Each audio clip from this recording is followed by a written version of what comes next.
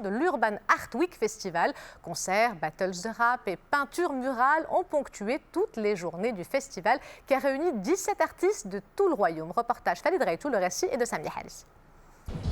Nous sommes dans le quartier historique espagnol de Tanger, qui a connu ses heures de gloire dans les années 50. Des vieilles artères en pente, avec vue imprenable sur le détroit de Gibraltar, mais qui sont réputées malfamées. L'association Live Room, organisatrice de l'Urban Art Week Festival, souhaiterait justement réhabiliter cette zone grâce à l'art urbain. Expositions, concerts et concours de skateboard ont animé les rues de Tanger. Nous avons organisé des battles de street dance, de rap. 17 artistes des 4 coins du Maroc ont participé à la réalisation de ces fresques murales. Ramener la culture là où elle n'existait pas, c'est le but de ce festival qui est un formidable espace d'expression pour la jeunesse. Ce festival représente la jeunesse, il leur permet d'exprimer leur talent et leur créativité.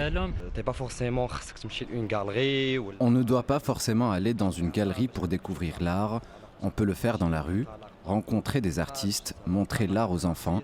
Certains pourront être inspirés par l'art à leur tour. C'est le rôle de cet événement de street art ouvert à tous.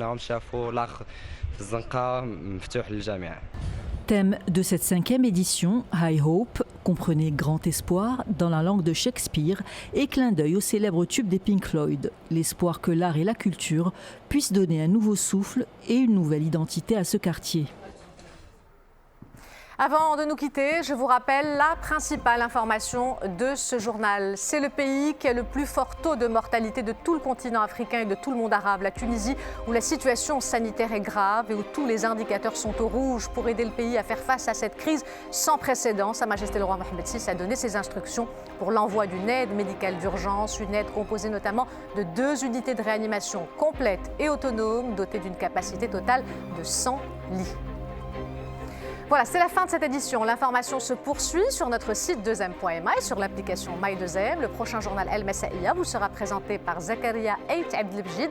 Juste après, ne manquez pas cet entretien avec le ministre de la Santé qui sera l'invité spécial de Adil Ben Moussa sur l'évolution de la pandémie. Pour ma part, j'aurai le plaisir de vous retrouver demain si tout va bien. Excellente soirée à tous.